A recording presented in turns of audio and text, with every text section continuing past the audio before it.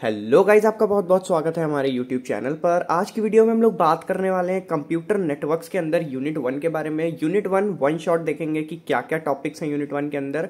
Basically computer networks क्या होता है, goals, applications, categories, organization, network structure और भी काफ़ी सारी चीज़ें हैं। ठीक है, सो टॉपिक्स यहाँ पे लिखे हुए हैं। ये 10 टॉपिक हम लोग इस वीडियो के अंदर डिस्कस करने वाले हैं। वीडियो हो सकता है थोड़ी लेंदी हो जाए, क्योंकि इससे पहले मैं जो भी वन शॉट कवर कराता था उसमें मैं मोस्ट इंपॉर्टेंट टॉपिक्स कवर कराता था, बट यूनिट 1 में सारा कुछ कवर करा रहा हूँ, क्योंकि जब वीडियो अपलोड होगी तो मोस्ट प्रोबेबली आपके सेशनल्स भी होने वाले होंगे। और सेशनल्स के अंदर सीधी सी बात है, कोई भी टॉपिक पूछा जा सकता है, क्योंकि यूनिट 1 जितना ही सिलेबस होता है सेशनल्स का आपका, तो यूनिट 1 प्रॉपरली हर चीज़ करा दूंगा। मोस्ट इंपॉर्टेंट क्वेश्चन मैं एग्जाम के टाइम बता दूंगा, तो आप लोग वो इंपॉर्टेंट टॉपिक्स आके अच्छे से रिवाइज कर लीजिएगा। साथ ही साथ ये सारे नोट्स आपको डिस्कॉर्ड पे प्रोवाइड हो जाएंगे। डिस्कॉर्ड का लिंक डिस्क्रिप्शन बॉक्स में मिल जाएगा। अगर नहीं मिलेगा तो कम्युनिटी पोस्ट में जाके देख लेना, डिस्कॉर्ड का लिंक वहाँ पे पड़ा हुआ है, डिस्कॉर्ड ज्वाइन कर लो and you will get all the notes present here. ठीक है, सो सबसे पहला टॉपिक देखते हैं। ठीक है, क्या है हमारा, goals, application and categories of network. ठीक है, तो गोल्स हमारे क्या होते हैं। देखो, नेटवर्क के बारे में पढ़ रहे हो तो बस इतना जान लो, आपके आसपास आप नज़रें घुमाओगे आपको नेटवर्क की बहुत सारी चीज़ें दिखेंगी। इवन केबल नेटवर्क्स हो या फिर वायरलेस नेटवर्क्स हो। ठीक है, आप मोबाइल पे यूट्यूब देख रहे हो, आप ये वीडियो देख रहे हो, तो आप नेटवर्क का यूटिलाइजेशन कर रहे हो। कैसे कर रहे हो, आप यूट्यूब वीडियो देख रहे हो, यानी कि पहला चीज़ तो यूट्यूब आपको वो डेटा दिखा रहा है, इसका मतलब वो कहीं से वो डेटा फेच कर रहा है। ठीक है, इंटरनेट से वो डेटा फेच कर रहा है। इंटरनेट से फेच कर रहा है, कैसे कर रहा है, नेटवर्क की हेल्प से कर रहा है। ठीक है, आप देख रहे हो, आपको आईएसपी यानी कि इंटरनेट सर्विस प्रोवाइडर आपके पास है, जो आपको इंटरनेट सर्विस प्रोवाइड कर रही है कंपनीज, उस इंटरनेट की हेल्प से आप ये वीडियो चला पा रहे हो। ठीक है, सो काफ़ी सारी चीज़ें हैं, नेटवर्क हम लोग के आसपास है, हम लोग को पता होना चाहिए नेटवर्क के बारे में। उसी वजह से ये सब्जेक्ट है और उसी वजह से ये टॉपिक है। ठीक है, तो सबसे पहला टॉपिक गोल्स में क्या आता है हमारा, कनेक्टिविटी।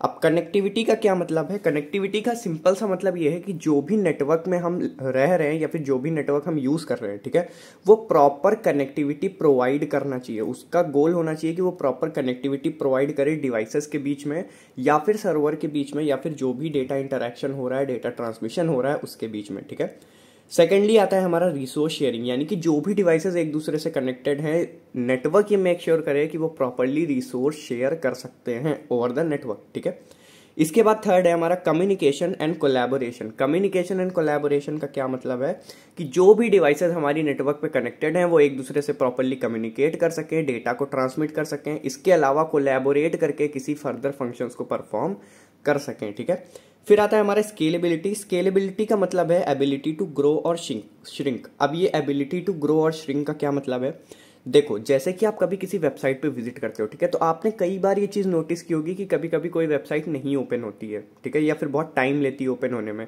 तो ऐसी चीज़ें कब होती है, तब लोग बोलते हैं कि भैया सर्वर डाउन है। ठीक है, सर्वर डाउन है, इस वजह से नहीं ओपन हो रहा। सर्वर डाउन क्यों होता है, एक्चुअली में सर्वर डाउन नहीं होता है, वहाँ पे जो वेबसाइट डिज़ाइन की गई है उसमें ये एबिलिटी ही नहीं है कि वो बहुत ज़्यादा ट्रैफिक के लिए ग्रो कर सके। ठीक है, तो नेटवर्क में ये एबिलिटी बेसिकली होती है कि जब भी ट्रैफिक बहुत ज़्यादा हो, बहुत ज़्यादा यूज़र एक साथ एक्सेस कर रहे हो नेटवर्क को, तो वो ग्रो कर सके, और जब ट्रैफिक रिक्वायरमेंट कम हो तो वो श्रिंक कर सके वापस से। ठीक है, तो ये होती है हमारी स्केलेबिलिटी। इसके बाद क्या आता है, इसके बाद आता है परफॉर्मेंस। परफॉर्मेंस यानी कि एफिशिएंट डेटा फ्लो, मतलब कि जो भी डेटा फ्लो हो रहा है डिवाइसेस के बीच में वो एफिशिएंटली होना चाहिए। ठीक है, मतलब कि कोई भी डेटा डिले या डेटा लॉस नहीं होना चाहिए। इसके बाद आता है सिक्योरिटी। सिक्योरिटी जो कि बहुत बड़ा कंसर्न भी है, इस वजह से साइबर सिक्योरिटी हम लोग पढ़ते हुए हैं। ठीक है, तो जो भी साइबर सिक्योरिटी के अंदर चीज़ें होती हैं वो बेसिकली नेटवर्क पे ही होती हैं। ठीक है, तो आपको पता होना चाहिए सिक्योरिटी क्या होता है। सिक्योरिटी का सिंपल सा मतलब है कि अनऑथराइज्ड एक्सेस नहीं मिलना चाहिए किसी भी यूज़र या किसी भी डिवाइस को किसी एक पर्टिकुलर नेटवर्क में। ठीक है, सो आई होप गोल्स क्लियर हो गए होंगे।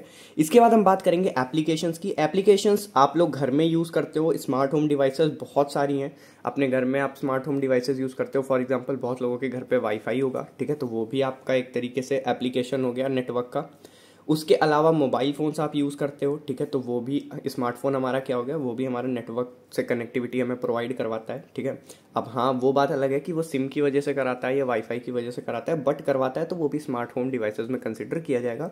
इसके अलावा कई सारे और भी चीज़ें हैं, एलेक्सा वगैरह हैं। ठीक है, फिर आता है हमारा वीडियो कॉन्फ्रेंसिंग। वीडियो कॉन्फ्रेंसिंग सीधी सी बात है, नेटवर्क है तभी हमारी वीडियो कॉन्फ्रेंसिंग हो सकती है, नेटवर्क नहीं होगा तो वीडियो कॉन्फ्रेंसिंग जैसा कोई केस नहीं बनेगा। ठीक है, फिर हमारा ई कॉमर्स, नेटवर्क की हेल्प से हम लोग ई कॉमर्स ईजिली एक्सेस कर सकते हैं, मतलब कि फ्लिपकार्ट हो गया, अमेजोन हो गया, मीशो हो गया, मिंत्रा हो गया, जो भी आप चलाते हो ई कॉमर्स वेबसाइट, वो आप नेटवर्क के बेसिस पे ही चला रहे हो, ठीक है। अगर नेटवर्क नहीं है तो कुछ भी इंटरनेट पे नहीं है बेसिकली, ठीक है। सोशल मीडिया हो गया, ये भी इंटरनेट पे है।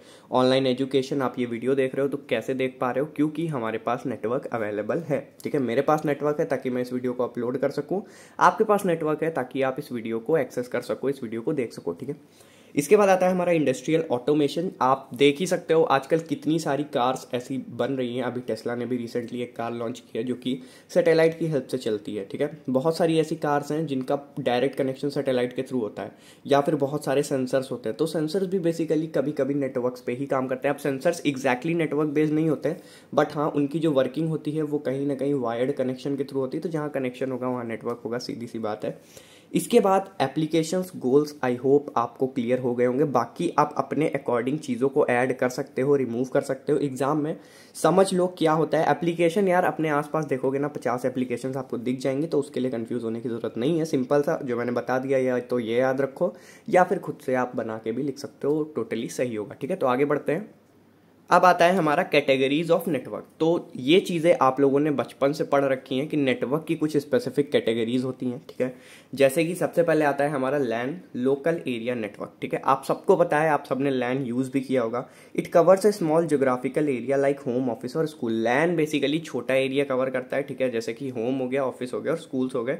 Devices on a LAN are connected together with high speed cables और वायरलेस कनेक्शन। जो भी डिवाइसेस हमारे लैन पे कनेक्टेड होते हैं वो या तो हाई स्पीड केबल्स के थ्रू कनेक्टेड होते हैं या फिर वायरलेस यानी कि वाईफाई के थ्रू कनेक्टेड होते हैं मोस्ट ऑफ द टाइम। कई बार ब्लूटूथ डिवाइसेस, ब्लूटूथ थेटरिंग से भी, आप लोगों ने ब्लूटूथ थेटरिंग आपके फ़ोन में भी होगा, हो सकता है आपने कई लोगों ने यूज़ भी किया हो। तो लैन एक तरीके से वहाँ पे भी यूज़ होता है। हाँ उसको पैन के अंदर भी कंसिडर किया जा सकता है, ठीक है। तो ये बेसिकली एक डायग्राम है छोटा सा, इस डायग्राम को याद रखना। ये 2 पॉइंट सफिशियंट है। अगर आपको 5 से 10 नंबर के अंदर क्वेश्चन पूछ लेता है कैटेगरीज ऑफ नेटवर्क, तो आराम से 5 कोई भी कैटेगरी डिस्क्राइब कर दो, 2 पॉइंट और डायग्राम, 10 में 10 मिल जाएंगे, 5 का होगा तो 5 मिल जाएंगे। जितने नंबर का भी ये क्वेश्चन आएगा आराम से मार्क्स आप स्कोर कर सकते हो, ठीक है। सेकेंडली आता है हमारा वाइड एरिया नेटवर्क, WAN, वैन। इसका क्या मतलब है? It covers a large geographical area. अब जैसे लैंड क्या होता है, हमारा स्मॉल ज्योग्राफिकल एरिया को कवर करता है। वैन क्या होता है? लार्ज ज्योग्राफिकल एरिया को कवर करता है। अब मैं बताऊं अगर, तो जो मैन है हमारा मेट्रोपॉलिटन एरिया नेटवर्क, ये ठीक है, तो ये भी हमारा वैन के अंडर ही आता है, ठीक है। तो वैन बेसिकली ओवरऑल है। वैन के अंदर आता है मैन, मैन के अंदर आता है लैन, लैन के अंदर आता है पैन, ठीक है। तो ये सारी चीजें होती हैं।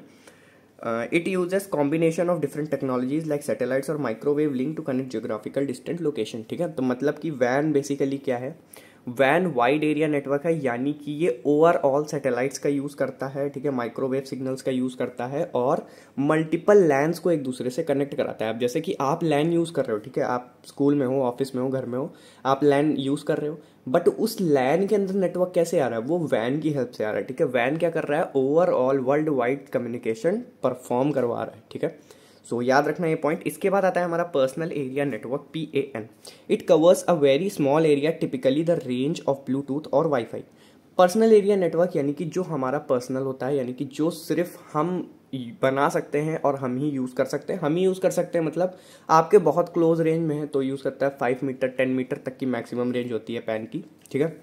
Smartphone, printer, laptop can be connected together to create a PAN, ठीक है। पैन बनाने का बहुत सिंपल तरीका है, आप डाटा केबल लो, स्मार्टफोन लो, लैपटॉप लो, कनेक्ट करा दो, बन गया पर्सनल एरिया नेटवर्क। पैन हो गया, मोबाइल और लैपटॉप के बीच में कनेक्शन स्टैब्लिश हो गया, ठीक है। सो ये बेसिकली पैन का सिस्टम होता है। आई होप आपको समझ में आ गया होगा कि पैन किस तरीके से वर्क करता है। बाकी डायग्राम्स आप देख लेना। ये बहुत ज़्यादा ही बेसिक चीज़ें हैं, इसलिए मैं ज़्यादा डेप्थ में नहीं जाऊँगा। ओवरऑल मैं जल्दी जल्दी बता देता हूँ क्या है, नहीं तो वीडियो बहुत ज़्यादा लेंथी हो जाएगी।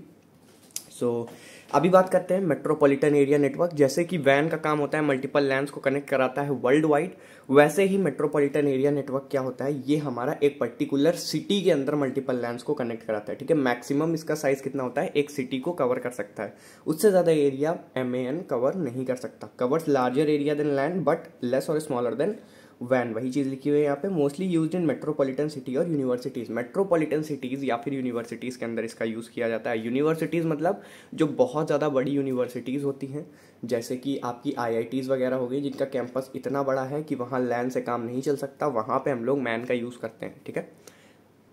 डायग्राम आपको दिख रहा होगा, ठीक है। ये हमारा मैन का डायग्राम, जिस तरीके से वैन का बनता है सेम उसी तरीके से मैन का भी डायग्राम बनेगा यहाँ पे। स्टोरेज एरिया नेटवर्क, SAN, शायद ये आपने पहले ना सुना और सुन रखा है तो बहुत अच्छी बात है। मैंने पहले नहीं सुना था, जब मैंने नोट्स बनाए तभी मैंने इसके बारे में पढ़ा था। स्टोरेज एरिया नेटवर्क क्या होता है? Basically high speed network design to connect storage devices. ये एक हाई स्पीड नेटवर्क है जो स्टोरेज डिवाइसेस को कनेक्ट कराता है, क्योंकि हर चीज हमारी डिजिटलाइज होती जा रही है, ठीक है।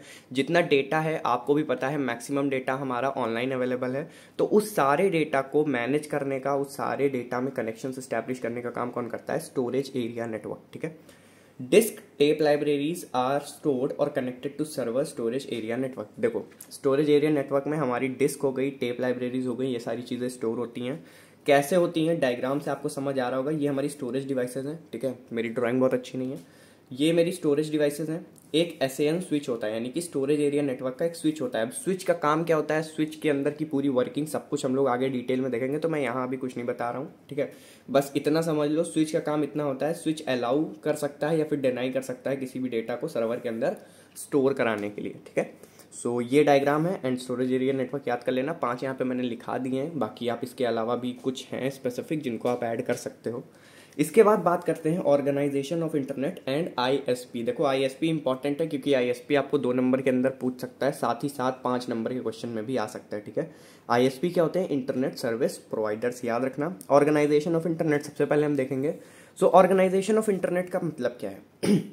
Internet came into existence from 1969। 1969 से हमारा इंटरनेट एग्जिस्टेंस में आया। उसके पहले इंटरनेट नहीं था। आई डोंट नो कैसे लोग सर्वाइव करते थे, आजकल तो बहुत मुश्किल है। सोचो अगर इंटरनेट गायब हो जाए 10-15 दिन के लिए तो क्या होगा हम लोग का। चलो अच्छा, बाद में सोचना। अभी वापस आते हैं यहाँ पे। Internet came into existence from 1969। 1969 से हमारा इंटरनेट एग्जिस्टेंस में आया।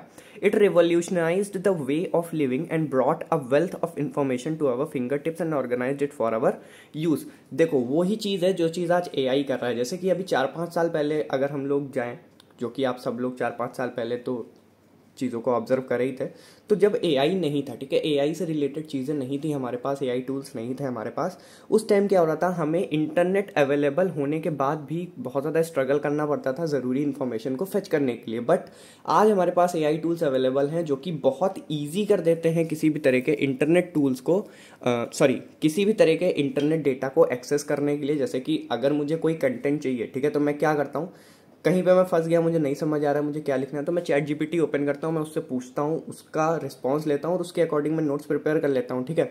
बट वही चीज़ जब मैं इंटरनेट पे कर रहा था तो सबसे ज़्यादा प्रॉब्लम क्या आएगी कि आपको आपके समझने के अकॉर्डिंग नोट्स नहीं मिलेंगे वहाँ पे, ठीक है।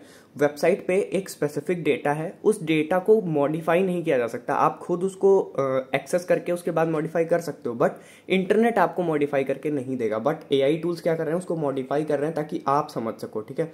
वही चीज़ हुई थी जब 1969 में इंटरनेट आया था। जब तक इंटरनेट नहीं था, डेटा के लिए हम लोग को क्या बुक्स वगैरह पढ़नी पड़ती थी, बहुत ज़्यादा किसी भी एक छोटी सी चीज़ को ढूंढने के लिए बहुत ज़्यादा मेहनत करनी पड़ती थी। बट इंटरनेट के आते ही सब कुछ रेवोल्यूशनाइज्ड हो गया। क्या हुआ? जितना भी डेटा हमको चाहिए होता था वो सारा कुछ हम लोग के आगे आके परोस दिया गया और वो सारा डेटा हम इंटरनेट से निकाल पा रहे थे इजीली, ठीक है। तो काफ़ी ज़्यादा ईजीनेस हो गई थी इंटरनेट के आने की वजह से। इसके बाद अगर बात करें diagrammatic representation of organization of internet, या फिर आपसे पूछ लेता है flow chart of representation of organization of internet, या फिर एक्सप्लेन ऑर्गेनाइजेशन ऑफ इंटरनेट, तो बस सिंपल सा ये इतना पैराग्राफ लिख के आपको ये फ्लो चार्ट बना के समझा देना है। मैं समझा देता हूँ पहले कि फ्लो चार्ट है क्या। देखो, सबसे पहले क्या आता है हमारा इंटरनेट सोसाइटी, ठीक है, एकदम टॉप पे इंटरनेट सोसाइटी, ISOC। याद रखना सबके शॉर्ट फॉर्म, क्योंकि ये 2 नंबर के क्वेश्चन में भी आपसे पूछे जा सकते हैं, ठीक है। सेकेंडली आता है हमारा इंटरनेट इंजीनियरिंग टास्क फोर्स। अब किसका क्या काम होता है वो सारी चीज़ें अभी मैं एंड में बताऊंगा, पहले देख लो फ्लो चार्ट। फिर आता है हमारा डोमेन नेम सिस्टम, DNS। फिर आता है हमारा वेब डेवलपमेंट स्टैंडर्ड्स, W3C। इसके बारे में भी आप लोगों ने ऑलरेडी पढ़ रखा है। नेटवर्क ऑपरेटर्स आते हैं हमारे, यानी कि ISPs, इंटरनेट सर्विस प्रोवाइडर्स। इसके बाद content and services, then national government and international organizations, ठीक है। तो अब सबसे पहले देखते हैं ISOC क्या है, फिर देखेंगे बारी बारी की कौन सी चीज़ क्या है और किसका किस लिए यूज़ किया जाता है, ठीक है। सबसे पहले अगर बात करें ISOC की, सो ISOC हमारा control over internet growth, overall internet की जो ग्रोथ है उस पर कंट्रोल करने का काम कौन करता है, या उसको कंट्रोल करने का काम कौन करता है, इंटरनेट सोसाइटीज, ठीक है। सेकेंडली आता है हमारा IETF यानी कि इंटरनेट इंजीनियरिंग टास्क फोर्स। ये क्या करती है, develop technical standards for internet communication. Internet communication के लिए जो भी टेक्निकल स्टैंडर्ड्स रिक्वायर्ड हैं उनको डेवलप करने का काम करती हैं, ठीक है। DNS क्या होता है, डोमेन नेम सिस्टम होता है, manage domain names and IP address allocation to avoid conflicts. देखो अगर DNS नहीं होगा तो क्या होगा भाई, IP एड्रेसेस और डोमेन नेम सबके एक दूसरे से मैच होने लगेंगे, ठीक है। मान लो 5-6 लोगों ने सेम डोमेन नेम ले लिया, अब क्या होगा, अब कोई इंटरनेट पे यूजर जा रहा है, सर्च कर रहा है, तो उसको 5-6 चीजें दिख रही हैं, या फिर 5-6 चीजें तो नहीं है ना, बिलियंस मिलियंस में चीजें। अब किसी 10,000 लोगों ने अगर सेम डोमेन नेम पे रजिस्टर कर दिया, डोमेन नेम सिस्टम नहीं अवेलेबल हुआ, ठीक है, रेक्टिफाई करने के लिए, तो क्या होगा, 10,000 चीज़ें डिस्प्ले होंगी, उसमें ढूंढो आप अपने अकॉर्डिंग, ठीक है। तो वो चीज़ें अवॉइड करने के लिए, कॉन्फ्लिक्ट्स अवॉइड करने के लिए क्या हुआ, DNS सिस्टम क्या करता है, डोमेन नेम सिस्टम होता है जो कि डोमेन नेम्स और IP एड्रेसेस को एलोकेट करता है ताकि कॉन्फ्लिक्ट अराइज ना हो सके, ठीक है। W3C आता है, W3C हमारा होता है वर्ल्ड वाइड वेब कंसोर्टियम। इसका काम क्या होता है, ये वेब स्टैंडर्ड सेट करता है कंसिस्टेंट यूजर एक्सपीरियंस के लिए, ताकि आप वेबसाइट्स वगैरह विजिट करो तो आपको एक प्रॉपर वर्किंग एफिशिएंट वेबसाइट मिले, आपका रिस्पॉन्स अच्छा हो, आपका यूजर इंटरेक्शन अच्छा हो, ठीक है। सेकेंडली ISPs की बात करें, ISPs क्या होते हैं, इंटरनेट सर्विस प्रोवाइडर होते हैं, provides physical infrastructure for internet traffic. ये बेसिकली फिजिकल इंफ्रास्ट्रक्चर प्रोवाइड करते हैं। ISPs कंपनी होते हैं। ISP अभी हम लोग डिटेल में देखने वाले हैं, तो अभी ISP ज़्यादा डिस्कस नहीं करता हूँ। Content and services, content and services, जो भी चीज़ें आप इंटरनेट पे कर रहे हो, यूज़ कर रहे हो, वो या तो कंटेंट है और या तो सर्विस है। जैसे कि इस वीडियो को आप देख रहे हो तो ये कंटेंट है, ठीक है, मैं आपके लिए ये वीडियो बना रहा हूँ तो ये मेरी सर्विस है। या फिर आप इस तरीके से बोलो कि ये कंटेंट है और E-कॉमर्स वगैरह जो आप यूज़ करते हो वो आपका सर्विसेज होती हैं, ठीक है। तो इंटरनेट पे कंटेंट और सर्विस के अलावा कुछ भी नहीं है, हर चीज़ कंटेंट है या तो सर्विस है, याद रखना। Other government NGOs and civil society organization that influence internet policies and access. अब आपको ये चीज़ तो पता होगी कि जो गवर्नमेंट NGOs होते हैं यानी कि नेशनल गवर्नमेंट ऑर्गेनाइजेशंस होती हैं, उसके अलावा जो सिविल सोसाइटी ऑर्गेनाइजेशन होती है यानी कि इंटरनेशनल ऑर्गेनाइजेशंस होती हैं, उनकी कुछ अपनी स्पेसिफिक पॉलिसीज और क्राइटेरियाज होते हैं जिसके थ्रू वो किसी का भी इंटरनेट एक्सेस कर सकते हैं, ठीक है। जैसे कि आप लोगों ने हो सकता है CBI के बारे में सुना हो, तो उनके पास भी ये अथॉरिटी होती है कि वो किसी का भी इंटरनेट एक्सेस कर सकते हैं, वो इंटरनेट के थ्रू आपके सिस्टम को एक्सेस कर सकते हैं, ठीक है। हालांकि ये इलीगल है, बट गवर्नमेंट पॉलिसीज के अकॉर्डिंग इनडीड ये चीज़ें करी जा सकती हैं, ठीक है। सो आपको ये चीज़ें पता होनी चाहिए। इसके बाद आता है हमारा इंटरनेट सर्विस प्रोवाइडर। अब ISPs होते क्या हैं, ISPs are companies that provide the internet access to a user. ISP basically कुछ ऐसी कंपनीज हैं जो इंटरनेट एक्सेस प्रोवाइड करती हैं यूजर को। ISPs uses various technologies such as cables, wires और wireless signals to connect your device to internet। ISP जो होती हैं वो हो सकता है केबल यूज़ कर रही हो सकता है वायरलेसली आपको डेटा प्रोवाइड कर रही हो सकता है सैटेलाइट के थ्रू प्रोवाइड कर रही हो, ठीक है। जैसे कि अगर आप जियो का सिम यूज़ करते हो तो आप अगर फ़ोन पे यूज़ कर रहे हो तो सीधी सी बात है आपको वायरलेस डेटा मिल रहा है, ठीक है। वही चीज़ अगर आप जियो का ब्रॉडबैंड ले लो, ठीक है, तो उसमें क्या होता है, उसमें केबल आपको मिलती है यानी कि वो वायर्ड कनेक्शन है, ठीक है। तो दोनों ही चीज़ें क्या हैं आपकी, दोनों ही चीज़ें आपकी ISP के थ्रू मिल रही हैं आपको। दो ISP ही आपको इंटरनेट प्रोवाइड कर रहा है, बट एक केस में वाईफाई के केस में क्या हो रहा है, केबल्ड है, ठीक है, वायर्ड है, और वायरलेसली में वाईफाई के थ्रू वायरलेसली में आपका जो मोबाइल डेटा है, रेगुलर डेटा, वो आपका वायरलेस आपको मिलता है, ठीक है। इसके बाद बात करते हैं ISPs requires a subscription fee in exchange of their services. सीधी सी बात है, आप कोई भी सिम यूज़ कर रहे हो, आप रिचार्ज करोगे तभी आपका नेट चलेगा, ठीक है। यानी कि कुछ सब्सक्रिप्शन फी होती है, ठीक है, सर्विसेज के एक्सचेंज में जो वो डिमांड करते हैं कंपनीज, ठीक है। These fee varies depending on the internet speed, data usage limit and additional services included in the package। जैसे कि आपको पता है कि अगर आप सस्ता रिचार्ज करोगे तो आपको कम डेटा मिलेगा, आप महंगा रिचार्ज करोगे तो आपको ज़्यादा डेटा मिलेगा, ठीक है। उसी तरीके से अगर वाईफाई की केस में हम बात करें तो कम रिचार्ज वैल्यू पे आपको स्पीड कम मिलती है, हाई रिचार्ज वैल्यू पे स्पीड ज़्यादा मिलती है, ठीक है। सो वही चीज़ यहाँ पे लिखी हुई है कि जो फी सब्सक्रिप्शन फी चार्ज करती हैं ISPs यानी कि इंटरनेट सर्विस प्रोवाइडर कंपनीज, वो किस लिए चार्ज करती हैं, उसी फीस के बेसिस पे आपका डेटा यूजेज लिमिट, उसी फीस के बेसिस पे आपकी स्पीड, वो सारी चीज़ें डिसाइड होती हैं। और जो एडिशनल सर्विसेज प्रोवाइड की जाती हैं उनकी बात अलग करते हैं, क्योंकि एडिशनल सर्विसेज में जैसे कि आपकी कॉलिंग हो गई, SMS हो गया, ये सारी चीज़ें अदर सर्विसेज में आ जाती हैं, ठीक है। ISP also facilitates web hosting services domain name registration. ISP क्या अलाउ करती हैं आपको? वेब होस्टिंग सर्विसेज अलाउ करती हैं, डोमेन नेम रजिस्ट्रेशन से अलाउ करती हैं, ठीक है। आप नेट एक्सेस कर सकते हो, आप अपनी वेबसाइट्स को होस्ट करा सकते हो, आप डोमेन नेम रजिस्टर कर सकते हो, ठीक है। तो ये सारी चीज़ें फैसिलिटेट करती हैं ISP। इसके बाद नेटवर्क स्ट्रक्चर एंड आर्किटेक्चर हमारा अगला टॉपिक है। नेटवर्क स्ट्रक्चर एंड आर्किटेक्चर का मतलब क्या है? It refers to the way network devices and services are arrange to connect user and devices.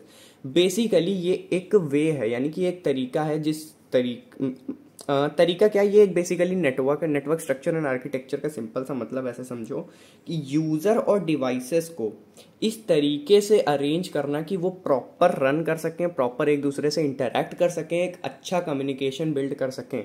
उस चीज़ को प्रॉपरली एफिशिएंटली वर्क कराने का काम कौन करता है? नेटवर्क स्ट्रक्चर और आर्किटेक्चर, ठीक है। बेसिकली ऑर्गेनाइजेशन है नेटवर्क की, ठीक है। इसमें दो चीज़ें होती हैं, दो टाइप होते हैं, दो मेन एस्पेक्ट्स होते हैं। सबसे पहला होता है हमारा फिजिकल डिज़ाइन, सेकेंडली हमारा लॉजिकल डिज़ाइन। अब इसके पहले कि मैं फिजिकल डिज़ाइन और लॉजिकल डिज़ाइन आपको नेटवर्क के टर्म्स में समझाऊं, मैं ओवरऑल एक एग्जांपल देता हूं, आपको समझ में आ जाएगा। फिजिकल डिज़ाइन, मान लो कि आप एक घर बनवा रहे हो, ठीक है।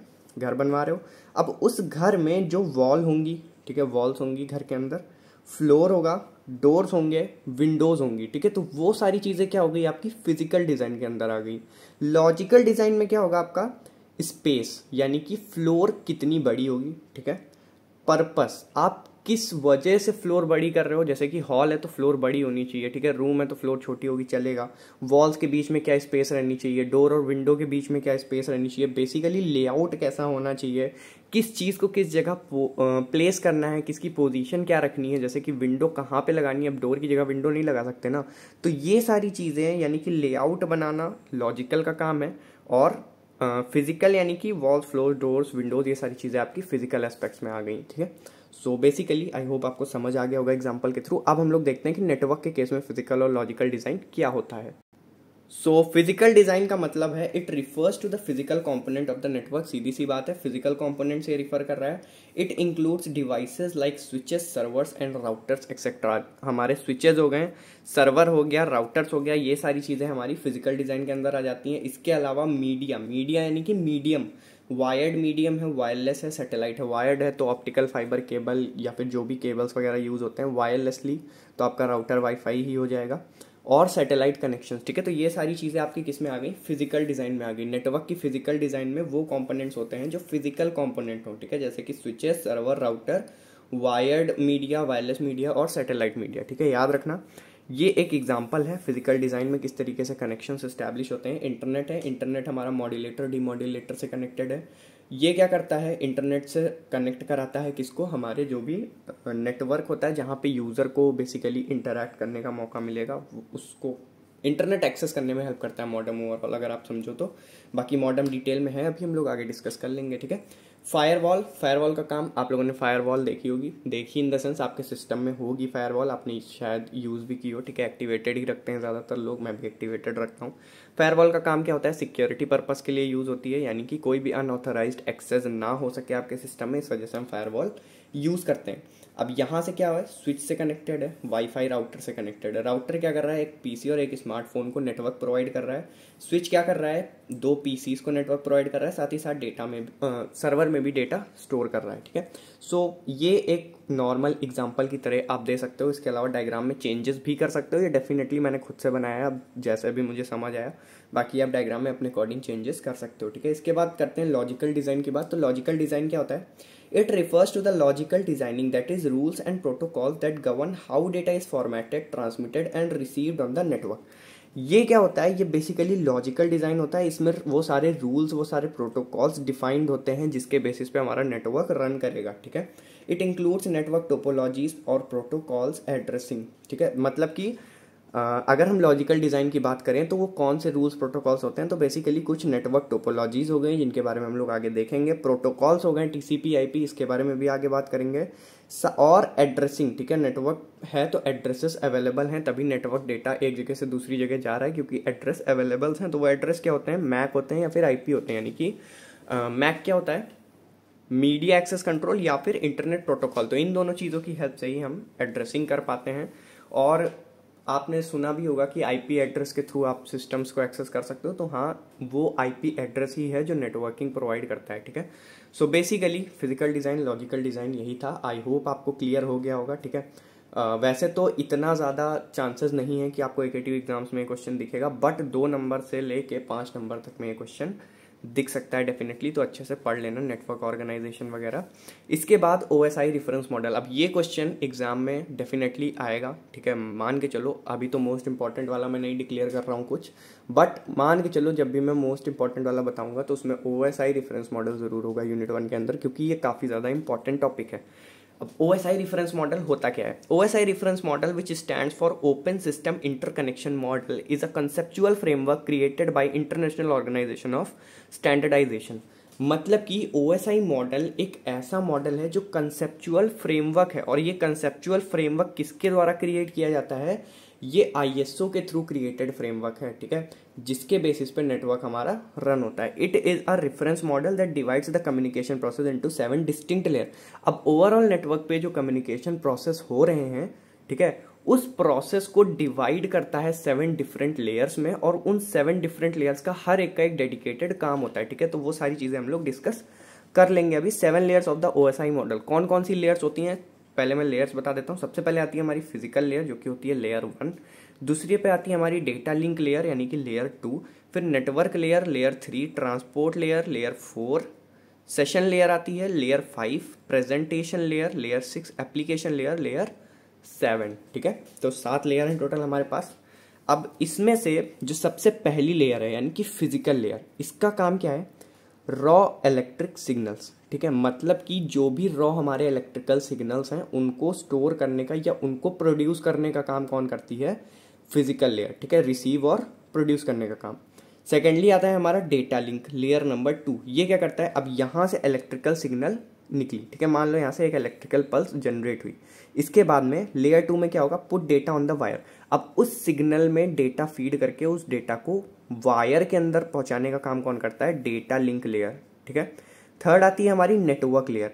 Network layer find most efficient path. अब वो जो डेटा वायर में आ गया है, अब उस डेटा को ट्रेवल भी तो करना है, तो जो सबसे एफिशिएंट पाथ होगा उस पाथ की तरफ कौन भेजेगा? लेयर नंबर 3 यानी कि नेटवर्क लेयर, ठीक है। तो वो पाथ ढूंढने का काम करती है। उसके बाद आती है हमारी transport layer, breaks large data set into packet. Layer 4 है, ये क्या करती है? जो वो पूरा एक डेटा सेट है जो सिग्नल में डेटा फीड है उसको पैकेट्स में ब्रेक करने का काम करती है, ठीक है। उसके बाद सेशन लेयर आती है हमारी। सेशन लेयर क्या करती है? Manage communication session between devices. Devices के बीच जो भी कम्युनिकेशन सेशंस हैं उनको मैनेज करने का काम कौन करता है? Session layer. इसके बाद आती है प्रेजेंटेशन लेयर यानी कि data is formatted correctly. Formatted का मतलब डिलीटेड नहीं है, फॉर्मेटेड का मतलब है कि डेटा सही फॉर्मेट में है या फिर नहीं है, मतलब प्रेजेंटेबल डेटा है या नहीं है, करेक्ट डेटा है या फिर नहीं है, ठीक है। फिर एप्लीकेशन लेयर 7th लेयर है। Interact with user shows the result of communication. ये यूजर से इंटरैक्ट करती है और उसको दिखाती है कम्युनिकेशन का टोटल रिजल्ट क्या आया है। अब रिजल्ट का मतलब जैसे कि एग्जांपल के थ्रू में बताऊं, आप रिमोट लेते हो टीवी का, ठीक है, रिमोट से आप कोई बटन प्रेस करते हो तो उस बटन के रिस्पॉन्स में टीवी आपका जो रिस्पॉन्ड कर रहा है, ठीक है, तो वो रिस्पॉन्स क्या आपको दिखा रहा है कि हाँ कम्युनिकेशन स्टैब्लिश हुआ है टीवी और रिमोट के बीच में और वो कम्युनिकेशन प्रॉपरली वर्क किया है। अगर आपके 1 दबाने से, ठीक है, आपने 1 दबाया और चैनल नंबर 5 एक्टिवेट हो गया तो इसका मतलब कहीं पे कम्युनिकेशन लैग हो रहा है, कहीं पे कोई एरर आ रही है, ठीक है। तो ये चीज़ें होती हैं 7 लेयर ऑफ OSI मॉडल की। आई होप आपको समझ में आ गई होंगी सारी लेयर्स, ठीक है।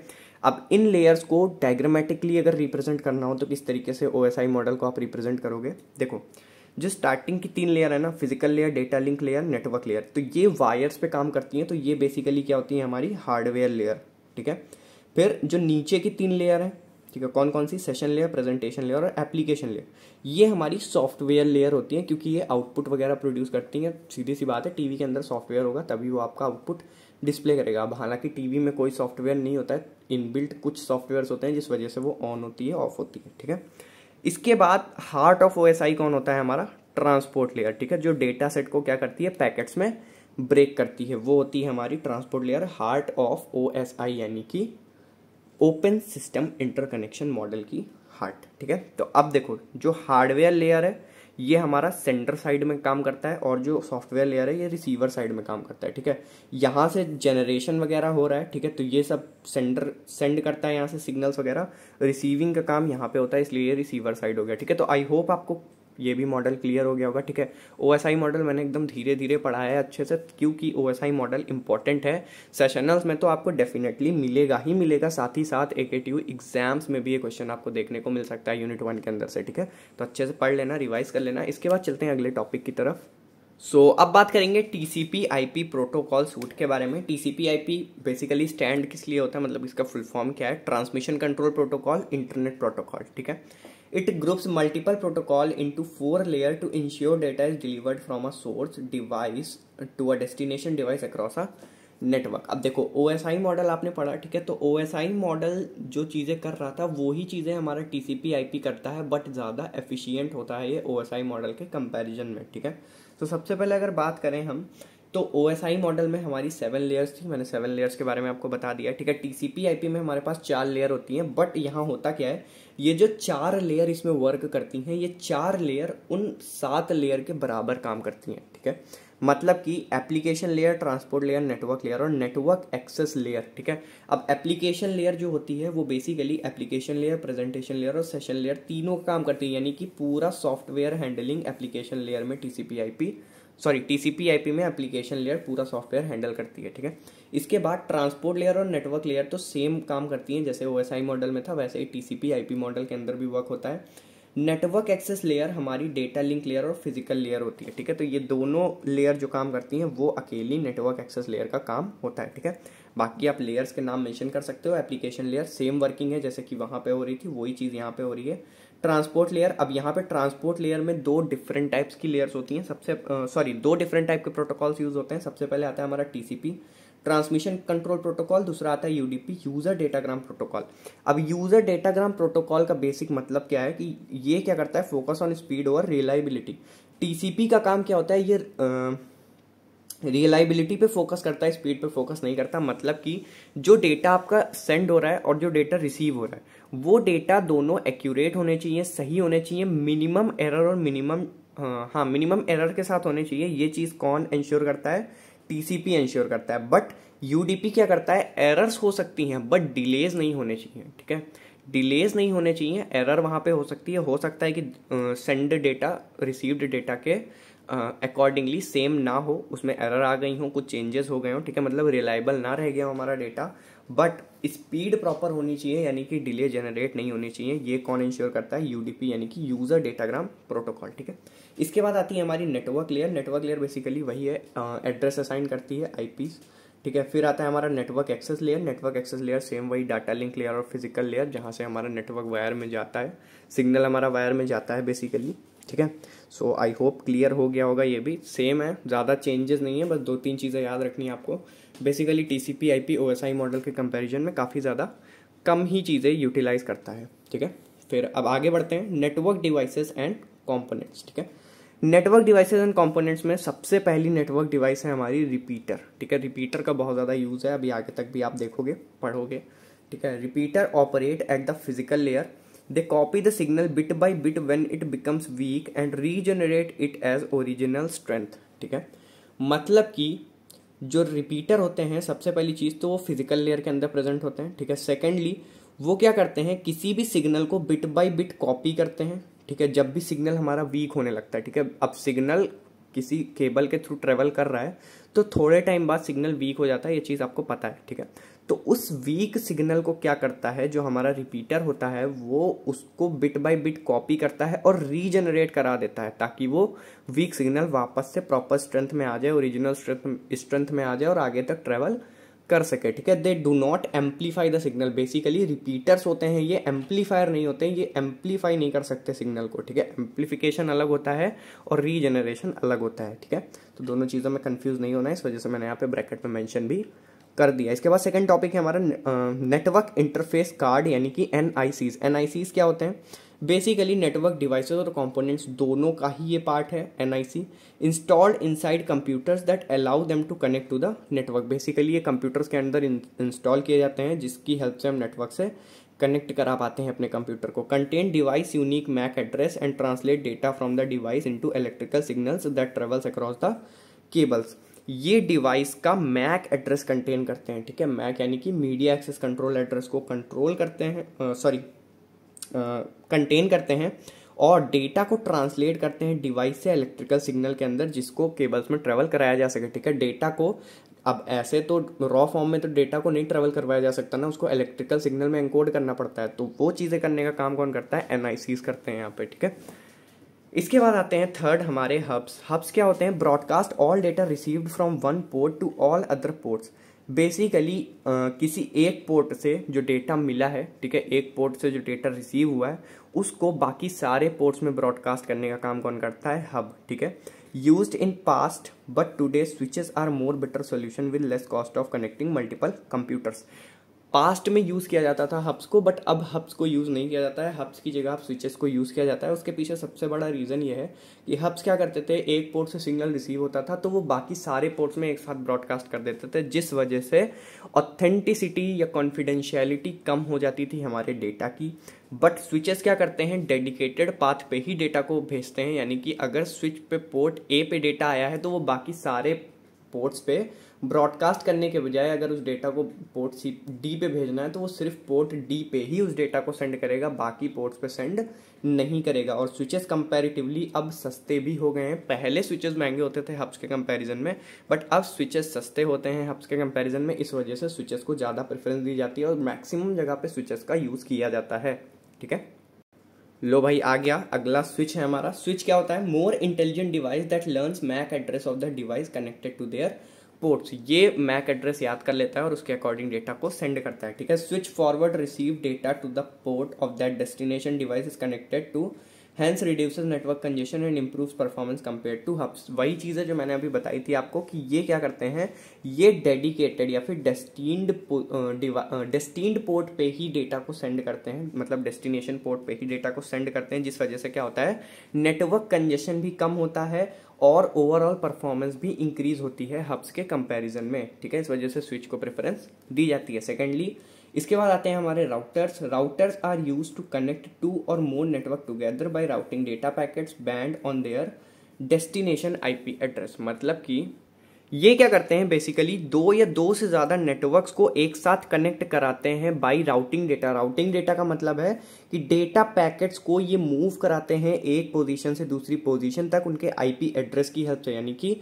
रिसीव्ड एंड से डेस्टिनेशन एंड तक मूव कराने का काम कौन करता है? राउटर्स करते हैं। और इसी वजह से वो क्या करते हैं, दो या दो से ज़्यादा डिवाइसेस को एक दूसरे से कनेक्ट करा पाते हैं, ठीक है।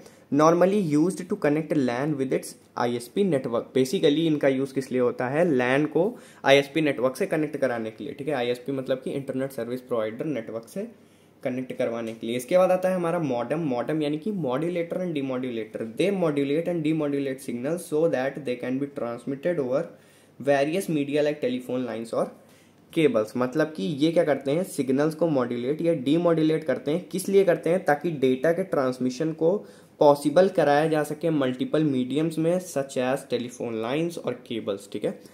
इसके बाद use to connect network to the internet service provider. इनका भी यूज़ किस लिए होता है? जैसे कि हमारे राउटर्स यूज़ होते हैं उसी तरीके से हमारे मॉडेम्स भी यूज़ होते हैं। ये बेसिकली क्या कराते हैं, नेटवर्क को आईएसपी से कनेक्ट करवाते हैं, ठीक है।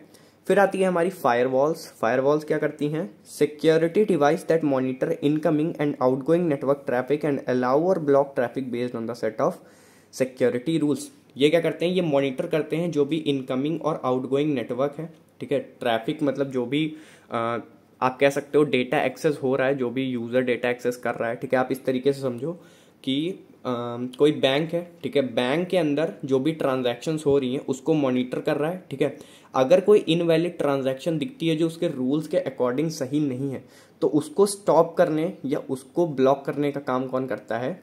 फायरवॉल, ठीक है। तो अब बैंक से बाहर आते हैं, अभी हम लोग समझते हैं कि नेटवर्क में ये चीज़ कैसे होती है। नेटवर्क के अंदर जो भी अनऑथराइज्ड एक्सेस होते हैं, कुछ सर्टेन रूल्स होते हैं फायरवॉल्स के, अगर वो रूल्स ब्रेक हो रहे हैं तो समझ लो कि वो अनऑथराइज्ड एक्सेस ही है और उस केस में फायरवॉल क्या करेगा, उस पर्टिकुलर आप कह सकते हो उस पर्टिकुलर एक्सेस को ब्लॉक कर देगा या फिर उसको रिमूव कर देगा नेटवर्क से, ठीक है। तो ये काम फायरवॉल का होता है। Helps to protect network from unauthorized access और मलिशियस अटैक्स, वही चीज़ है, अनऑथराइज्ड एक्सेस और मलिशियस अटैक से प्रोटेक्ट करता है, ठीक है।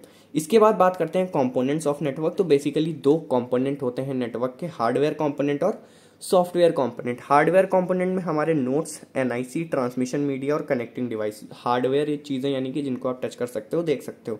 नोड्स में हमारे हो गए computer, printer, server with unique MAC addresses.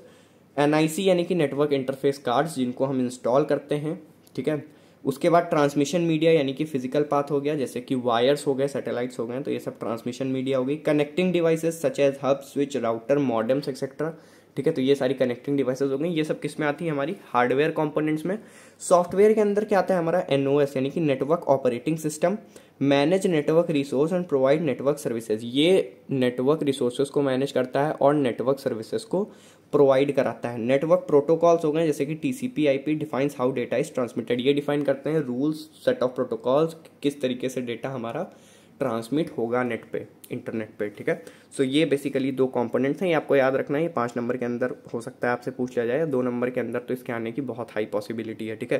ये क्वेश्चन जब भी आएगा अटैच्ड आएगा, ये सिंगल क्वेश्चन आपसे बहुत बहुत बहुत रेयर केस में पूछा जाएगा, ठीक है। सो अच्छे से पढ़ लेना। इसके बाद चलते हैं अगले टॉपिक की तरफ। सो अभी बात करेंगे types of network connection and network topologies की, कौन कौन से नेटवर्क कनेक्शंस होते हैं। देखो ये सारी चीजें आपको पता है, मैं जल्दी जल्दी से करा दूंगा क्योंकि वीडियो लेंदी हो रही है, ठीक है। सबसे पहले आता है हमारा वायर्ड कनेक्शन, जो वायर्स की हेल्प से होता है। These type of connection use physical cables, ethernet, coaxial, optical fibre to transmit data between devices. Devices के बीच में डेटा को ट्रांसमिट करने के लिए मल्टीपल तरह के केबल्स यूज होते हैं, such as ethernet, coaxial, optical fibre cables. तो ये सारे केबल्स क्या होते हैं हमारे? बेसिकली वायर्ड कनेक्शन स्टैब्लिश करवाते हैं डिवाइसेस के बीच में, ठीक है। अब इसके अंदर हमारे कुछ टाइप्स होते हैं, 2 types, point to point connection और multi point connection. Wired connection में है ये 2 पॉइंट, ठीक है, पॉइंट टू पॉइंट कनेक्शन और multi point connection. Point to point का मतलब ए है, बी है, एक डायरेक्ट लिंक है, डेडिकेटेड पाथ है, ठीक है। ए जो डेटा शेयर करेगा वो बी तक जाएगा, बी जो शेयर करेगा ए तक जाएगा, कोई भी तीसरी डिवाइस नहीं है जो डेटा को एक्सेस कर पाए। तो ये काम किसका होता है? पॉइंट टू पॉइंट का। बाकी ये मैं पढ़ दे रहा हूँ। It provides a direct and dedicated link between 2 devices, allows fast data transmission but requires high cost. अब हाई कॉस्ट क्यों है? क्योंकि अगर 10 डिवाइसेस हैं तो आपको 10 डेडिकेटेड वायर्स, एक्चुअली 10 से ज़्यादा ही लग जाएंगे अगर आप सबके बीच में नेटवर्क स्टैब्लिश कराओगे। बट अगर आप 5-5 के बीच में डेडिकेटेड नेटवर्क स्टैब्लिश करा रहे हो, पॉइंट टू पॉइंट कनेक्शन करा रहे हो, तो मिनिमम से मिनिमम 10 वायर आपको लगेंगे, जो कि काफ़ी ज़्यादा कॉस्टली हो जाएगा, ठीक है। जितने ज़्यादा वायर्स उतनी ज़्यादा कॉस्ट। इसके बाद मल्टीपल कनेक्शन, ठीक है, multi point connection. Multi point connection में क्या होता है? एक मेन फ्रेम कंप्यूटर होता है, आप लोगों के स्कूल वगैरह में भी होगा मेन फ्रेम कंप्यूटर, ठीक है। मेन फ्रेम कंप्यूटर क्या करता है? बेसिकली एक लिंक प्रोवाइड करता है, एक वायर होता है यहाँ पे, जिससे मल्टीपल पोर्ट्स के थ्रू कनेक्टेड होते हैं सिस्टम, मल्टीपल सिस्टम, ठीक है। ये सबको मैनेज करता है, ठीक है। कंप्यूटर लैब्स वगैरह में बहुत ज़्यादा चांसेस हैं कि आपको मेन फ्रेम कंप्यूटर दिखेगा और उसके साथ कनेक्टेड डिवाइसेस भी दिखेंगे, ठीक है। तो मल्टी पॉइंट कनेक्शन में ये सारी चीज़ें होती हैं। It allows more than 2 specific devices to share a single link. ये 2 से ज़्यादा स्पेसिफिक डिवाइसेस को अलाउ करता है कि वो सिंगल लिंक से डेटा एक्सेस कर सकें। It is a shared connection and hence requires less cost. Share connection होता है इसलिए लेस कॉस्टली होता है, बट लेस कॉन्फिडेंशियल भी होता है, क्योंकि जो डेटा यहाँ से सी तक जाना है वो ए और बी भी एक्सेस कर सकते हैं इफ़ दे वांट, ठीक है। फिर आता है हमारा वायरलेस कनेक्शन। वायरलेस कनेक्शन भी आपको नाम से ही समझ आ रहा है कि वायरलेस, जिसमें वायर नहीं होगा, जैसे कि वाईफाई हो गया, ब्लूटूथ हो गया, ठीक है। इसके बारे में ज़्यादा डेप्थ में नहीं पढ़ेंगे। Most common type of wireless network use for home and office networks. आपको पता है WiFi uses radio waves in the 2.4 gigahertz and 5 gigahertz band to transmit data. WiFi के अंदर 2.4 गीगाहर्ट्ज और 5 गीगाहर्ट्ज बैंड्स का यूज होता है डेटा को ट्रांसमिट करने के लिए। ब्लूटूथ क्या होता है? कंपेरेटिवली शॉर्ट रेंज के लिए होता है, ठीक है। This is a short range wireless connection that is use to connection device wirelessly, ठीक है। काफ़ी सारे ब्लूटूथ के वर्जन आने लगे हैं अब तो, ठीक है। बाकी इजी चीज़ें हैं, आप लोग एग्जाम में इजीली लिख सकते हो। इसके बाद चलते हैं अगले टॉपिक की तरफ। ये काफ़ी ज़्यादा इंपॉर्टेंट टॉपिक है, नेटवर्क टोपोलॉजी। इस क्वेश्चन को भी आप मार्क कर सकते हो, ये क्वेश्चन एग्जाम में डेफिनेटली आपको पूछेगा और आपको इसका सॉल्यूशन देना पड़ेगा, ठीक है। तो सबसे पहले बात करें नेटवर्क टोपोलॉजी, 10 नंबर के अंदर क्वेश्चन आने वाला है। It is a geometric representation of relationship of all the links and linking devices with each other. Basically ये एक जियोमेट्रिक रिप्रेजेंटेशन होती है जिसमें मल्टीपल डिवाइसेज एक दूसरे के साथ कनेक्टेड होते हैं। बेसिकली हमारे पास 4 तरह के नेटवर्क टोपोलॉजीज होते हैं। एक एडिशनल होता है हाइब्रिड नेटवर्क टोपोलॉजी, उसके बारे में हम लोग लास्ट में डिस्कस करेंगे। बट मेन 4 टाइप की नेटवर्क टोपोलॉजीज होती हैं, mesh topology, star topology, bus topology और रिंग टोपोलॉजी। मेश टोपोलॉजी में क्या होता है, every device has a dedicated point to point connection to every other devices. हर एक डिवाइस का पॉइंट टू पॉइंट कनेक्शन होता है दूसरी डिवाइस के साथ, चाहे जितनी डिवाइसेस लगी हों सब एक दूसरे के साथ डायरेक्टली कनेक्टेड भी होंगी, ठीक है। Here each link carries its own data load and if one link becomes unusable others are not impacted by this. यहाँ पे क्या होता है, जैसे कि आप लोग इस डायग्राम में देख पा रहे हो, ठीक है, क्या दिख रहा है, हर डिवाइस के बीच में एक डेडिकेटेड कनेक्शन है, ठीक है। ए बी के बीच में है डेडिकेटेड कनेक्शन, ए डी के बीच में है, सी ई के बीच में है, सी डी के बीच में, सबके बीच में एक डेडिकेटेड कनेक्शन है। इसका मतलब अगर इस वायर में कोई फॉल्ट हो जाती है, ठीक है, फिर भी बाकी में कनेक्शन प्रॉपरली रन करता रहेगा। ई से सी डेटा ट्रांसफर हो जाएगा, सी से डी ट्रांसफर हो जाएगा, ए और सी के अलावा बाकी सब एक दूसरे से डेटा प्रॉपरली ट्रांसफर कर सकते हैं, कोई भी इम्पैक्ट नहीं आएगा बाकी सब पे। इस वजह से ये इसका एक प्लस पॉइंट हो जाता है, ठीक है। Fault isolation is easy but installation and reconnection of devices is very difficult. यहाँ पे फॉल्ट को आइसोलेट करना, फॉल्ट को वापस से रिक्योर करना तो बहुत ईजी है, बट वापस से पूरे सिस्टम को रिकनेक्ट करना या फिर किसी नई डिवाइसेस को ऐड करना काफ़ी ज़्यादा डिफिकल्ट हो जाता है, क्योंकि वायर्स बहुत सारे होते हैं इसके अंदर। More expensive due to utilization of more wires. अब ज़्यादा वायर्स हैं तो सीधी सी बात है ज़्यादा महंगा होगा, ठीक है। बाकी एग्जाम्पल के तौर पर आप ये डायग्राम भी बना सकते हो। इसके बाद आता है हमारा स्टार टोपोलॉजी। स्टार टोपोलॉजी क्या होता है, every device has a dedicated point to point connection only to a central controller called hub. Hub के साथ पॉइंट टू पॉइंट कनेक्शन होता है जहाँ पे, ठीक है। अब हब के साथ का मतलब है, देखो पहले मैं डायग्राम दिखा देता हूँ ताकि आपको समझ में आ जाए। देखो ये डायग्राम है, ये हमारा हब है। हब के अंदर पोर्ट्स होते हैं और हर एक पोर्ट से एक डेडिकेटेड कनेक्शन होता है हर एक डिवाइस का, ठीक है।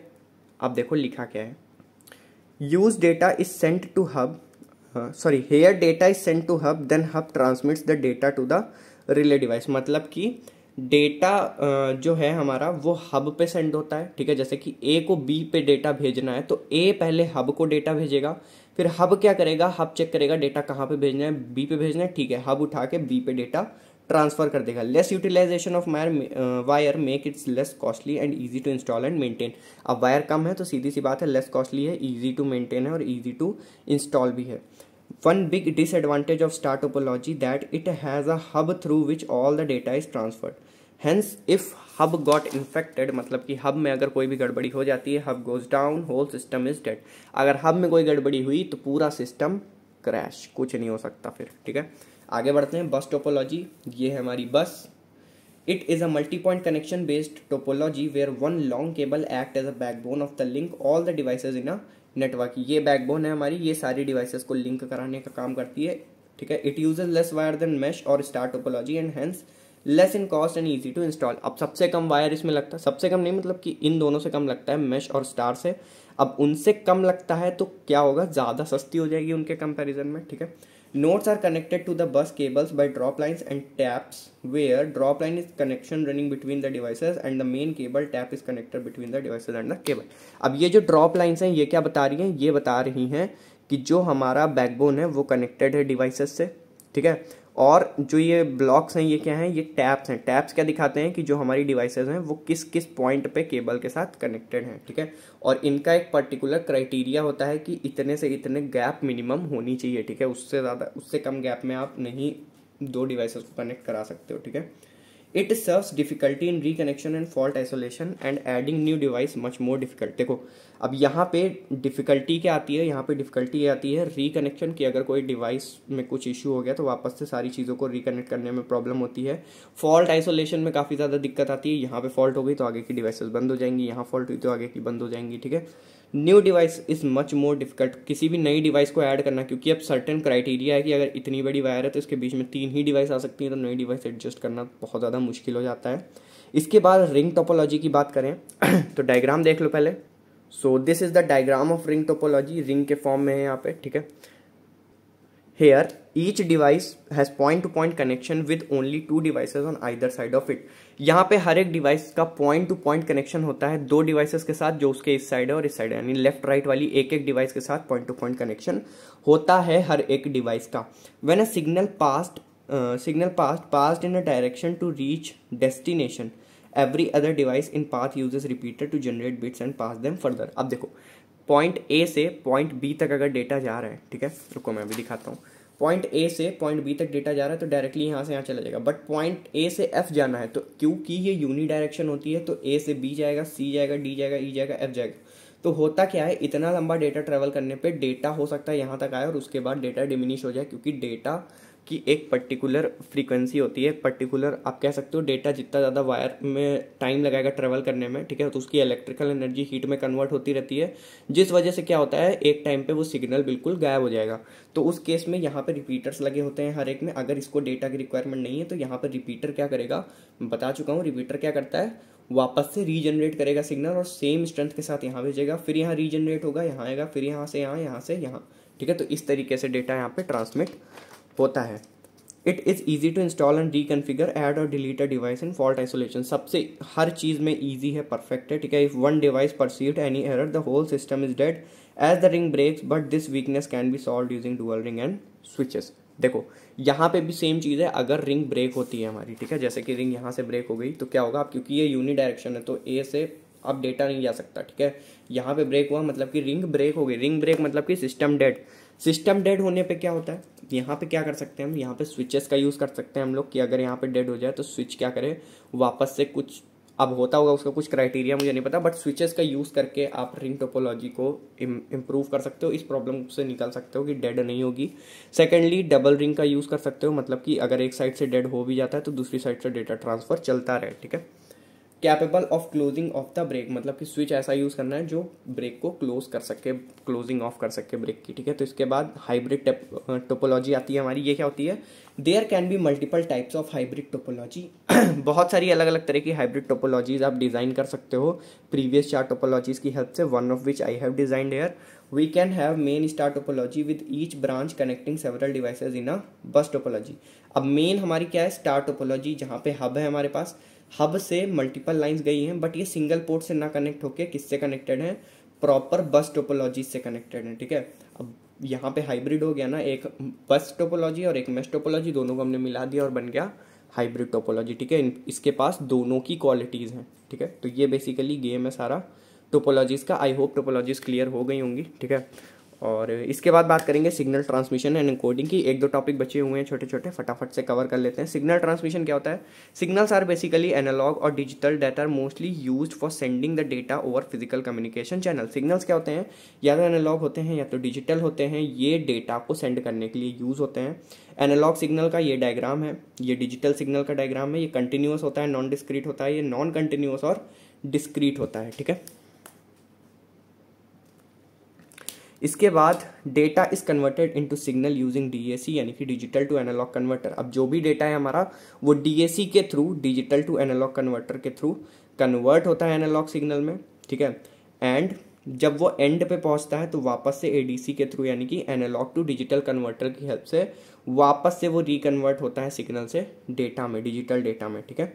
All signals composed of 3 qualities और प्रॉपर्टीज। हर एक सिग्नल के पास 3 क्वालिटीज या 3 प्रॉपर्टीज होती हैं। कौन कौन सी, एम्पलीट्यूड, फ्रीक्वेंसी और फेस। अब एम्पलीट्यूड क्या होता है, ये जो हाइट दिख रही है ना आपको, ये एम्पलीट्यूड है, ठीक है। और ये जो डिस्टेंस है, जितना डिस्टेंस जीरो लाइन से यहाँ पे, ये इसका फेज है। और फ्रीक्वेंसी क्या है, इसकी जो टॉप लिमिट है वो है फ्रीक्वेंसी, ठीक है। तो आई होप क्लियर हो गया होगा। इसके बाद आता है हमारा सिग्नल एनकोडिंग। अब सिग्नल एनकोडिंग एग्जाम में पूछा जा सकता है 5 नंबर के अंदर, ठीक है। क्या है ये, इसको लाइन कोडिंग भी कहा जाता है, आपने दोनों में से किसी भी नाम से इसको पढ़ा हो। It is the method of converting the binary datas zeros and ones into the electrical pulses. ये बेसिकली बाइनरी डेटा को इलेक्ट्रिकल पल्सेस में कन्वर्ट करता है, ठीक है। These are different encoding techniques, there are different encoding techniques each with its own advantage और disadvantage. Such as हमारे पास कुछ पर्टिकुलर ऐसी एनकोडिंग टेक्निक्स हैं जिनका यूटिलाइजेशन किया जाता है, जिनके अपने अपने एडवांटेजेस और डिसएडवांटेजेस हैं, जैसे कि unipolar encoding, polar encoding, bipolar encoding, multi level encoding और मल्टी ट्रांजिशन एनकोडिंग या फिर बाईफेज एनकोडिंग भी इसको कहते हैं, ठीक है। तो ये बेसिकली 5 हमारे पास एनकोडिंग टेक्निक्स हैं। अगर 10 नंबर के अंदर भी ये क्वेश्चन पूछा जाता है तो आप इतना लिख दो, डायग्राम्स बड़े बना देना, बस सिंपल है, 10 नंबर मिल जाएंगे। There is only one voltage level used, high or low, to represent the data. It is simple but can be inefficient for long distance transmission because it has the DC component, यहाँ पे 1 voltage level का use किया जाता है, either high or low represent होता है, यानी कि 1 पे है तो हाई है ऑन है, और 0 पे है तो लो है ऑफ है। तो ये इसका ग्राफ हो गया, ठीक है। बाकी वही चीज़ यहाँ पे लिखी हुई है। It is simple but can be inefficient for long distance transmission. Simple होता है बट बहुत लंबे डिस्टेंस के लिए डेटा ट्रांसमिशन के लिए इसका यूज़ नहीं किया जा सकता, क्योंकि इसमें डीसी का कंपोनेंट होता है, जिस वजह से डेटा को डिमिनिश हो जाता है अगर बहुत ज़्यादा लॉन्ग डिस्टेंस में इसको ट्रांसमिट कर रहे हो तो, ठीक है। इसके बाद आता है हमारा पोलर एनकोडिंग। पोलर एनकोडिंग क्या होता है, बेसिकली पॉजिटिव और नेगेटिव पे काम करता है। ये 0 और 1 पे काम नहीं करता। नेगेटिव का मतलब यहाँ पे 0 की तरह आप देख सकते हो, और पॉजिटिव का मतलब 1 की तरह से, यानी कि अगर 1 पे है तो ऑन है, -V है तो ऑफ है, ठीक है। Signal uses 2 voltage level on opposite side of the 0 base line to represent data. 0 के बेस लाइन के ऑपोजिट साइड में, यानी कि ऊपर साइड में पॉजिटिव लाइन और नीचे साइड में negative. It avoids DC component issue but might require more complex circuitry. ये डीसी कंपोनेंट इशू तो अवॉइड करता है, बट इसकी सर्किटरी ज़्यादा कॉम्प्लेक्स होती है। बाईपोलर एनकोडिंग की बात करें, यूटिलाइजेस 3 वोल्टेज लेवल। यहाँ पे 3 वोल्टेज लेवल होते हैं, प्लस माइनस और 0, ठीक है। यहाँ पे क्या था 0 1, यहाँ पे क्या था प्लस माइनस, और यहाँ पे प्लस माइनस 0, तीनों ही है।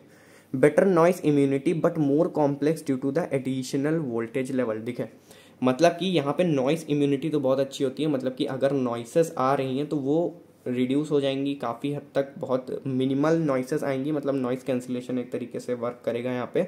But more complex due to the additional voltage level, अब क्योंकि यहाँ पे एक एडिशनल वोल्टेज लेवल हो जाता है, जिस वजह से ये ज़्यादा कॉम्प्लेक्स हो जाता है, ठीक है। इसके बाद आता है multi level encoding. Uses more than 2 voltage levels to represent data often in a combination. मतलब कि यहाँ पे 2 से ज़्यादा लेवल्स का यूज़ किया जाता है डेटा को रिप्रेजेंट करने के लिए। ज़्यादातर कॉम्बिनेशंस के अंदर हम इन 2 से ज़्यादा लेवल्स का यूटिलाइजेशन करते हैं। Allows transmission of more data per pulse but requires more complex circuitry. यहाँ पे एक पल्स के अंदर इनके कंपैरिजन में ज़्यादा डेटा ट्रांसफ़र किया जा सकता है, बट इसकी सर्किटरी और भी ज़्यादा कॉम्प्लेक्स होती है, ठीक है।